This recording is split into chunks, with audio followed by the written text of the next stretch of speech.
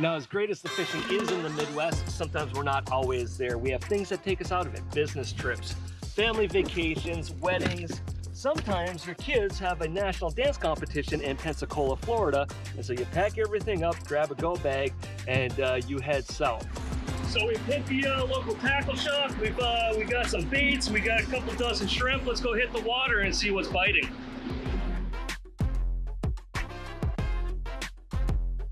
Down here with the family, I couldn't bring my $300, $400 rod and reel kit. So what I have here is a Fenwick HMG travel rod. So we've always thought that, you know, travel rods, they weren't really worth a day. But as you can see, travel rods have gotten to be pretty good. So when you're on vacation, make sure you pack one.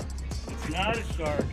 I'm a Midwest fisherman, and I came to Florida to the saltwater to catch a catfish. Here we go, let's go. Do these ones have teeth? No, they don't have teeth. Just like any, look at the size of the fins on this guy. Look at that, absolute ball to catch on a travel rod in Florida on a family vacation because I couldn't pack the good stuff. Thank you for the fun. You made it all worth it.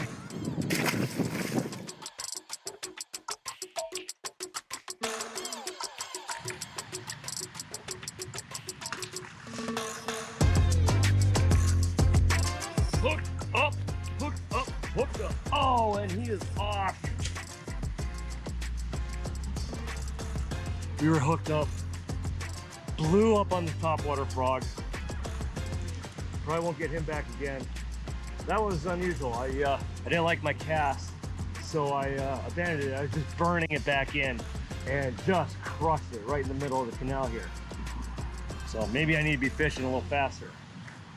All right, it's getting a little dark right now. Hopefully you can see this, but I'm in Orlando on this particular trip, and what I have here is the Avid Trek St. Croix rod. It's a 3-piece 7-foot rod. And I matched it up with, you know, just one of my older reels. This particular reel, I had a spare spool for it. So I've got some 20-pound braid tied on this one, and I've got fluoro on the other. So, you know, you don't have to get bogged down on bringing a lot of extra gear when you don't know the situation you're gonna be facing. The extra spool, now I can fish, you know, clear water. I've got something for dirty water. I could do a little bit of power fishing. As long as you, you know, pack a little bit of everything, but don't overpack, you can target a lot of water with a small amount of gear. We are hooked up. We are hooked up. We are hooked up.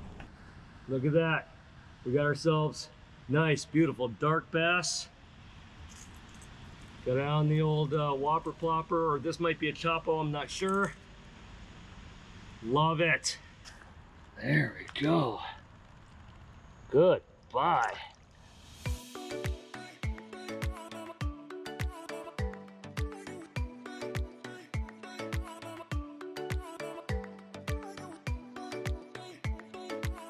So let's take a moment and talk some travel tackle. Now, I've been fishing with the Fenwick HMG and the St. Croix Avid Trek on these trips. Now, the Fenwick HMG, they don't make this one anymore, but Fenwick does have a World Class and Elite, I believe one other one available on their website.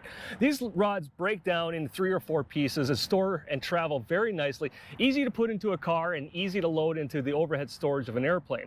Daiwa also makes a really good one that we saw at ICAST a couple years ago, and Ugly Stick has a really nice one as well. These travel rods use a high quality material now where this joint is no longer a fail point. Now, when it comes to tackle, there's 2 different setups that I usually travel with. The first primary one is a fly fishing bag with a double-sided Plano box inside of there. Variety of lures, some terminals, some jigs, spinners, some hair jigs in here. So, and then this bag also has slots in here for some soft plastics, a pouch out in the front for some terminals, some jigs, and some hooks and such. Now, you need something to cut line with, so I like to have a small scissors on a retractable line, or you can pack a little pliers. TSA will allow you to bring a 7-inch pliers onto the plane. Make sure your pliers has a braid cutter on it. Now, the other setup that I like to travel with is actually like a 20-liter backpack style waterproof dry bag. And inside there, you can easily fit a Plano 36 or a 3700. Now, when you're traveling, don't overpack, right? So you only need just a couple lures, a couple varieties. You know, we've got some lipless, we've got some top waters, you know, some bladed jigs, a little bit of terminal hooks, jigs. Inside of your dry bag, we've also got a variety of, soft plastics and whatnot. These pre-hooked power bait baits are also a really, really good option. You don't have to carry a whole lot when it's all right in one package. So we've talked some rods, we've talked some tackle, but the number one tool in your arsenal is actually Google Maps. Using Google Maps, you can find good quality, high probability water near where you're vacationing, where you're staying, where you're working to set yourself up for success. Hooked up. Oh! You saw that? Let's see if we can get another. Yeah! Come on, come on. There we go. Another meeting. And Google Maps put me on another spot. There we go, another small little bass. Look at him, he absolutely choked it. I bet there's a lot more in here. So hey, next time you're out on a vacation, you're traveling for work or whatnot, make sure you pack a travel rod with you, a small variety of lures, have a good time, enjoy the fishing in another destination while you're there. Hey, I'm Dennis Leppell, Midwest Outdoors will be right back.